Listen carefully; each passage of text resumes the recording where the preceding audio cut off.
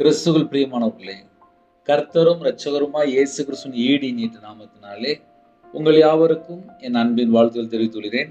தேவன் அருளிய அப்பம் பிரேயர் மினிஸ்ட்ரி சேனல் மூலியமாக உங்களோடு சந்திப்பதில் மிகுந்த மகிழ்ச்சி அடைகிறேன். தினம்தோறும் அதிகால வேளையிலே பரிசுத்த வேதாந்தத்தில் நாம் ஒரு பகுதியை தியானித்து நம்முடைய குடும்ப பாதுகாப்பிற்காக நாம் ஜெபிக்கிறோம். தொடர்ந்து இணைந்திருங்கள். 1 தீமோத்தேயு 6ஆம் அதிகாரம் 6 முதல் 8 ஆகிய வசனங்கள். போதும் என்கிற மனதுடனே கூடிய தேவ பக்தி மிகுந்த ஆதாயம். உலகத்திலே நாம் ஒன்றும் கொண்டு வந்ததும் இல்லை, இதிலிருந்து நாம் ஒன்றும் கொண்டு போவதும் இல்லை என்பது நிச்சயம். உண்ணவும் உடுக்கவும் நமக்கு உண்டாயிருந்தால் அது போதும் என்று இருக்க கடவோம். ஹல்லேலூயா. எனக்கு இருக்கிறது போதும் அப்படின்னு ஒரு குடும்பம் தீர்மானம் பண்ணிட்டு அப்படின்னா 90% பிரச்சனையை ஆஃப் பண்ணிடலாம். ஒரு வீட்டுக்குள்ள ஏன் தொடர்ந்து பிரச்சனை வருது? நம்ம நார்மலா யோசித்து பார்ப்போமே. எனக்கு தெரிந்த ஒரு குடும்பம் உண்டு. அந்த வீட்டுக்குள்ள போகும்போது ஒரு ரூம் ஃபுல்லா துணி தான். கிட்டத்தட்ட ஒரு 500-600 துணி இருக்கும். ஒரு ரூம் ஃபுல்லா, இன்னும் கூடயே இருக்கும். 500-600 துணி இருக்கிறது பார்த்தா 4 பேர் தான் இருக்கிறாங்க. எல்லாமே காஸ்ட்லி. 500-600 துணி இருக்கிறது பார்த்தா 4 பேர். அதுல பார்த்தா பிள்ளைகள் பார்த்தா வெளியூர்ல இருக்கு. லாஸ்ட் வீட்டுல யாரும் சொல்லி பார்த்தா அம்மா அப்பா தான் இருக்காங்க. ஆனா 4 பேருக்கு ஒரு ரூம் ஃபுல்லா துணி. போதும் என்று இருக்கிற ஒரு குடும்பமா இருந்தால் அந்த வீட்டுல பணம் ஏகப்பட்டது மிச்சமா இருக்கும். அந்த வீட்டுல பாதி பிரச்சனை எந்திரிக்காது. இன்னைக்கு நிறைய குடும்பத்துல பிரச்சனை ஏன் வருது அப்படின்னா, மறுபடியும் மறுபடியும் மறுபடியும் மறுபடியும் துணி கடை அங்க இங்கன்னு சொல்லி போயிட்டே இருப்பாங்க. வீட்டுல எனக்கு இருக்கிறது போதும், எனக்கு தேவன் கொடுத்தது போதும், எனக்கு தேவன் கொடுத்தது போதும் போதும் போதும் சொல்லி நினைச்சாச்சுனாலே எல்லாவற்றிலும் நமக்கு ஒரு விடுதலை தான். நீங்க நிறைய குடும்பத்துல ஏன் விடுதலை இல்லை அப்படின்னா, எதுலையாவது கொண்டு இருக்கிற பணத்தெல்லாம் காலி பண்ணிடுவாங்க. வீட்டுக்கு ஒரு 5000 வரும், ஒரே நாள்ல 5000 காலி பண்ணிடுவாங்க. அதுக்கப்புறம் அடுத்த நாள் பார்த்தா மறுபடியும் காசு இல்லை அப்படிம்பாங்க. அந்த 5000 எங்க போச்சு, ஏன் போச்சு, எதுக்கு போச்சு? கொஞ்சம் யோசித்து பார்த்தால் 90% பிரச்சனையை நம்ம ஆஃப் பண்ணிடலாம். இன்னைக்குள்ள செய்தி நிறைய குடும்பத்துக்கு பிரயோஜனமா இருக்கும். எப்படி தெரியுமா? அன்றாட உள்ள வாழ்க்கை, அனுதின வாழ்க்கையிலே நம்ம எவ்வளவு ரூபா வேஸ்ட் செலவு பண்ணிட்டு இருக்கிறோம். சில குடும்பத்திலே லோன் வாங்கியிருந்தாங்கப்பா. அப்புறம் இவங்க வாழ்க்கையில லோன்னு சொல்லி ஒரே பிரச்சனை தான். கடன் அடைக்க முடியல, அங்க வாங்குறாங்க, இங்க வாங்குறாங்க, கைமாத்து வாங்குறாங்க, அப்புறம் வட்டிக்கு வாங்குறாங்க, அப்புறம் ஃபைனான்ஸுக்கு வாங்குறாங்க. இதெல்லாம் என் வாழ்க்கையில நான் ரியலாவே அனுபவிச்சிட்டேன். நான் மற்றவங்களை சொல்றத விட என் வாழ்க்கையில நான் ரியலா அனுபவிச்சிருக்கேன். நான் கஷ்டப்பட்டிருக்கேன், கடன்ல கஷ்டப்பட்டிருக்கேன். ரவிராஜ் பல லட்சங்கள் கடன்ல கஷ்டப்பட்டிருக்கேன். ஒரு குடும்பத்துல கடன் இருக்குமானால் நிம்மதி இருக்காது. இன்னைக்கு நிறைய குடும்பத்துல வீட்டுக்குள்ள என்ன இருக்கு அப்படின்னா, கடன் தான் இருக்கு. அதனால நிம்மதி இல்லை, அதனால சந்தோஷம் இல்லை, அதனால கணவன் மனைவிக்குள்ள ஒரு ஐக்கியம் இல்லை. சில குடும்பத்துல என்ன நடக்கு அப்படின்னா, ஒரு 10,000 15,000 செல்போனை ஆன்லைன்ல மாசம் மாசம் கட்டுறேன்னு சொல்லி ஒரு செல்போனை வாங்கியிருந்தாங்க. ஒரு நாள் லேட்டா கட்டினா கூட ஃபைன் அதிகம் போட்டிருந்தாங்க. ஏன்னா அது ஆன்லைன் பர்ச்சேஸ். இப்படி சில குடும்பத்துல எங்கெல்லாம் யாரெல்லாம் கடன் கொடுக்குறான்னு சொல்லிட்டு எல்லா பக்கமும் கடன் வாங்கிடுவாங்க. அதுக்கப்புறம் ஊர்ல இருக்க முடியாம ஊரை விட்டு காலி பண்ணி போயிடுவாங்க. என் வாழ்க்கையில நான் கஷ்டப்பட்டிருக்கேன், நான் கடன்ல கஷ்டப்பட்டிருக்கேன். சொந்த ஊரே வேணும்னு சொல்லிட்டு விட்டுட்டு போயிட்டேன். போதும், வாழ்ந்த வாழ்க்கையை போதும் சொல்லி விட்டுட்டு போயிட்டேன். இதை ஏன் தெரியுமா காலையில சொல்றேன்? ஒரு குடும்பம் ஆசீர்வாதமா இருக்கணும் அப்படின்னா, எனக்கு இருக்கிறது போதும், 90% பிரச்சனை ஆஃப் ஆயிடும். நிறைய வீட்டுல பிரச்சனை ஏன் வருதுன்னு சொல்லி தெரிய மாட்டேங்குது. சில குடும்பத்திலே தேவன் நல்ல பத்திரமா வச்சிருப்பாரு. பல லட்சங்கள் கடன் வாங்கி, கோடிகள் கடன் வாங்கி அவங்க சில காரியம் பண்ணுவாங்க. அதுக்கப்புறம் பார்த்தா அவங்களோட வாழ்க்கையில பார்த்தா பெரிய பெரிய பிரச்சனை வந்துடும். லாக்டவுன் நேரத்துல எனக்கு சில குடும்பத்துல ஜெபிக்க வருவாங்க. அவங்கள்ட்ட பேசும்போது அவங்க என்ன சொன்னாங்க, நானும் டீச்சர் தான், என் மனைவியும் டீச்சர் தான், குடும்பமே டீச்சர் தான். நான் வாத்தியாரா இருக்கேன், என் மனைவி டீச்சரா இருக்காங்க. அந்த வீட்டுல ஒரு வருஷமா வேலை இல்லை, ஒரு வருஷமா வேலை இல்லை. வீட்டுல பணம் வர கூட நின்றுட்டு வெளியில போய் கடன் வாங்கி வாங்கி வாங்கி ஒரு வருஷத்துல பார்த்தா கடன் அதிகமாயிட்டு. சில குடும்பத்துல வீடு கட்டும் போது பெரிய வீடா கட்டிடுவாங்க, பல லட்சங்கள் கடன் வந்துடும். பிள்ளை கல்யாணம் முடிச்சு வைப்பாங்க, பல லட்சங்கள் போட்டு கடன் வாங்கி கல்யாணம் முடிச்சு வைப்பாங்க. அதுக்கப்புறம் பார்த்தா நிம்மதியே இருக்காது. இப்படி கடன் வாங்கி வாங்கி செய்ய செய்ய அவனோட வாழ்க்கையில நிம்மதியே இருக்காது. நிறைய குடும்பத்துல கடன்ல தான் கஷ்டப்படுவாங்க. அந்த கடன் ஒரு வீட்டுக்குள்ள வர வர வர அவனோட வாழ்க்கையில சந்தோஷமே இருக்காது. இந்த அதிகால வேளையில ஒரு சின்ன கேள்விதான், போதும் என்கிற மனசு இருக்கா? இன்னைக்கு நிறைய குடும்பத்துல அதை காணோம். போதும் என்கிற மனசு காணோம். அது எங்கேயோ போயிட்டு.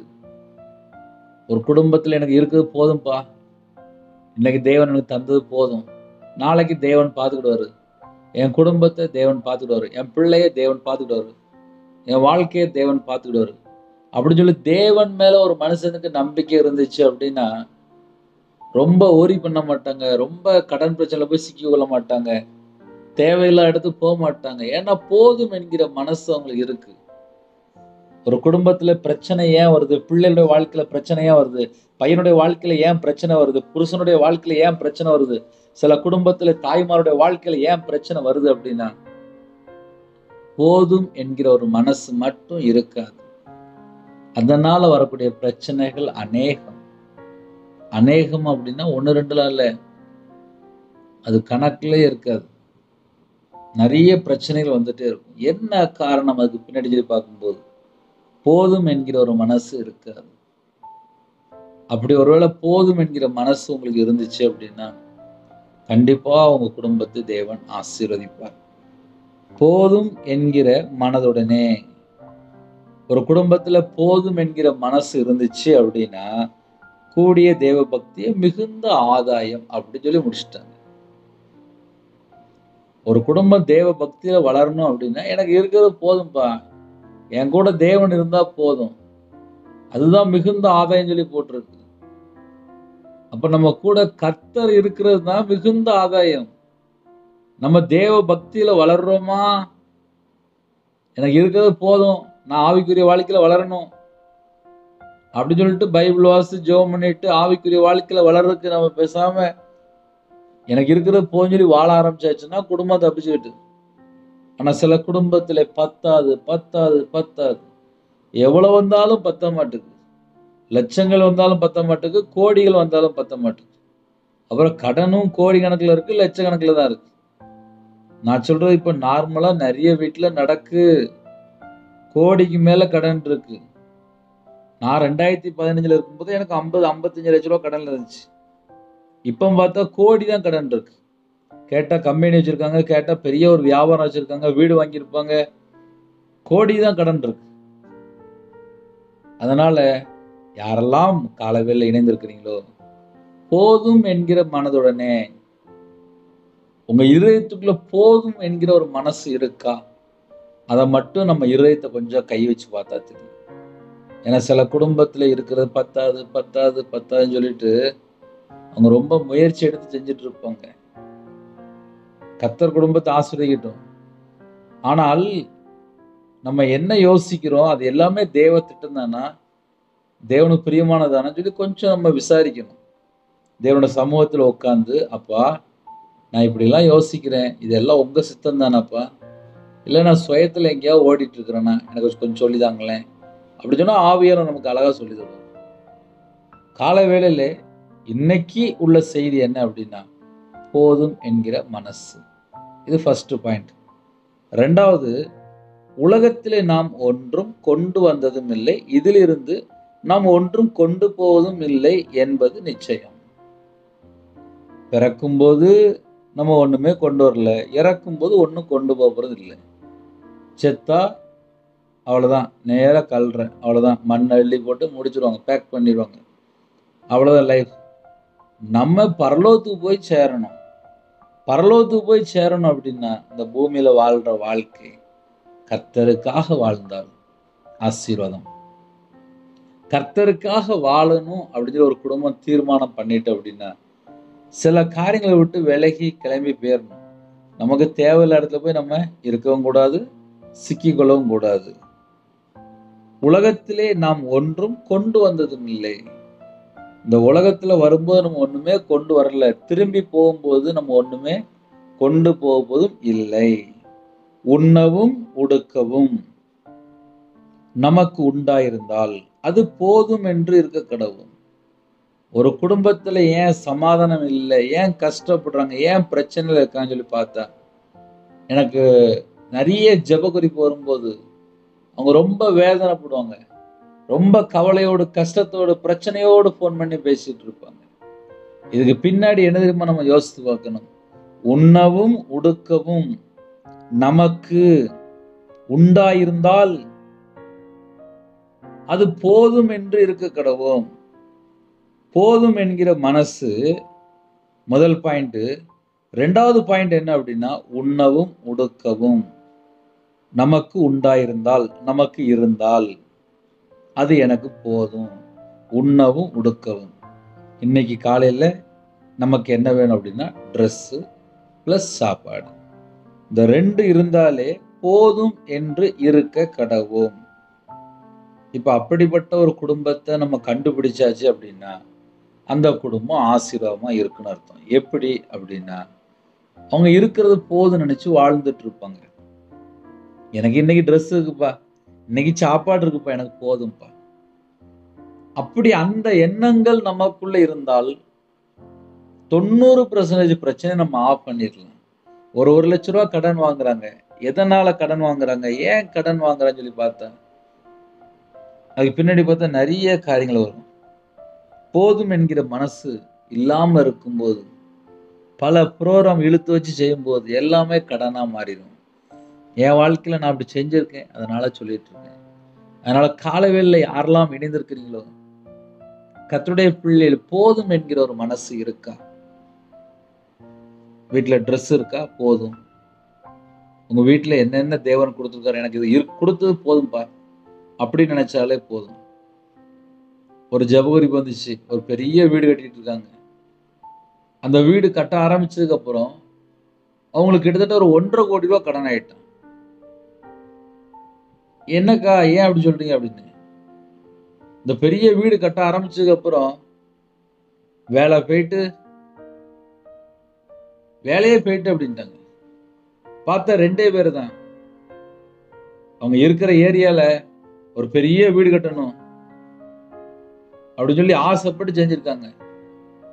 ஆனா இங்கேயும் போக முடியல, அங்கேயும் போக முடியல. 1,50,00,000 ரூபாய் கடன். அந்த வீட்டுக்குள்ளேயும் குடியேற முடியல, வேலையும் இல்லை.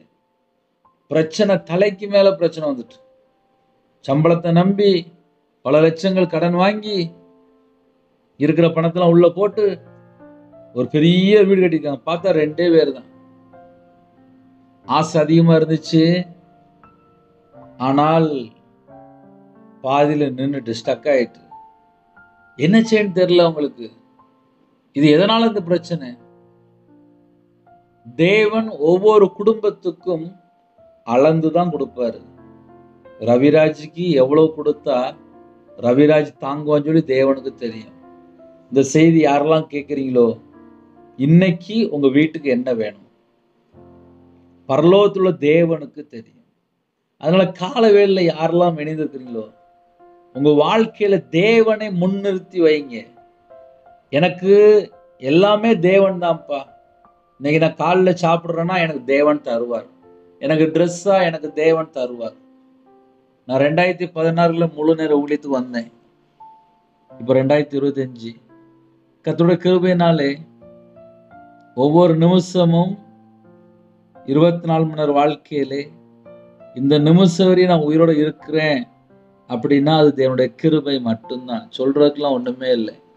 ஏன்னா ஊழியம்ங்கிறது கடினமான ஒரு பாதை. அந்த கடினமான பாதையில போகும்போது திரும்பி பார்த்தா சொந்தக்காரங்களாம் இருக்க மாட்டாங்க. கர்த்தர் மட்டும்தான் பங்கு. கர்த்தர் மட்டும்தான் பங்கு. ஊழியக்காரனுக்கு யாரு பங்கு அப்படின்னா கர்த்தர் மட்டும்தான். என்ன பண்ணினாலும் அதுல ஒரு பாயிண்ட் இருக்கா அப்படிம்பாங்க.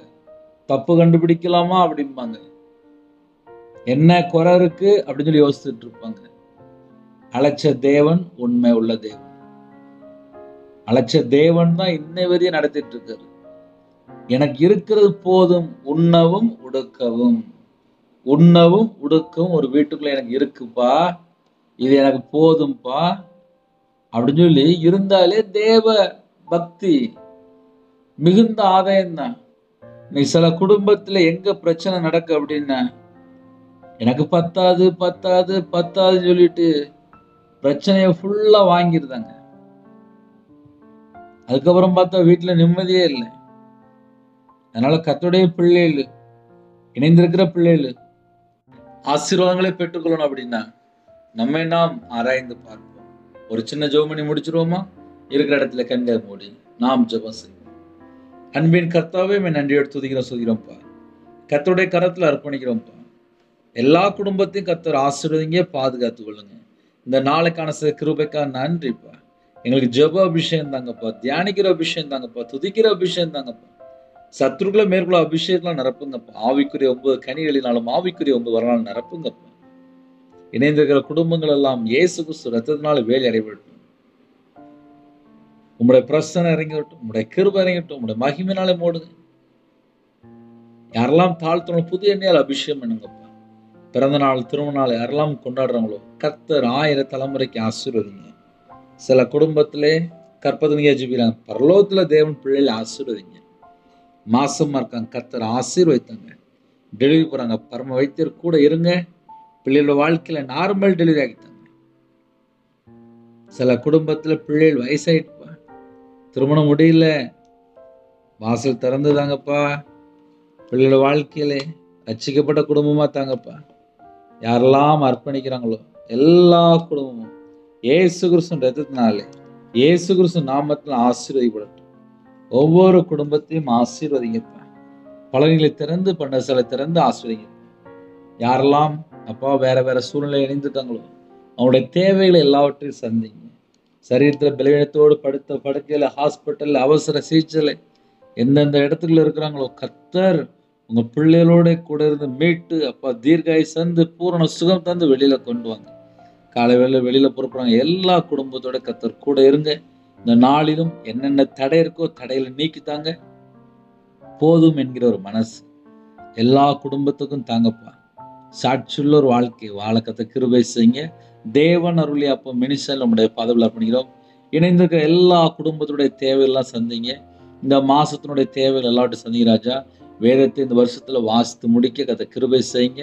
சரீரத்துல பலவீனத்தோடு எந்தெந்த குடும்பத்துல இருக்காலும் பூரண சுகம் தந்து சாட்சி சொல்ல கர்த்தர் கிருபை செய்யுங்க. காலை வெளியில புறப்படுறாங்க, எல்லா குடும்பத்துக்கும் ஒரு பாதுகாப்பு தாங்க. படிக்கிற பிள்ளைகளுக்கு விசேஷமான ஒரு பாதுகாப்பு தாங்க. சில குடும்பத்துல வேற வேற நாட்டுக்குள்ள இருக்காங்க, அவங்க இருக்கிற இடத்துல எல்லா விதமான பாதுகாப்பு தாங்கப்பா. கர்த்தருடைய பாதுகாப்பு எங்களுக்கு வேணும்ப்பா. எங்க கூட நீங்க வரணும்ப்பா. ஒவ்வொரு குடும்பத்தையும் கர்த்தர் பொறுப்படுத்துவாங்க. இந்த நாளிலும் கடன்ல யாரெல்லாம் கஷ்டப்படுறாங்களோ அந்த கடன் பிரச்சனைக்கு ஒரு முடிவு கொண்டு வாங்க. உங்க கரத்துல அர்ப்பணிக்கிறோம். அப்பிரயோஜனமான ஊழியக்காரன்ப்பா கர்த்தர் பொறுப்படுத்துவங்க. துதிகன மகிமை எல்லாம் ஒருவருக்கே செலுத்திடும். இயேசு கிறிஸ்துவின் பிதாவே ஆமென்.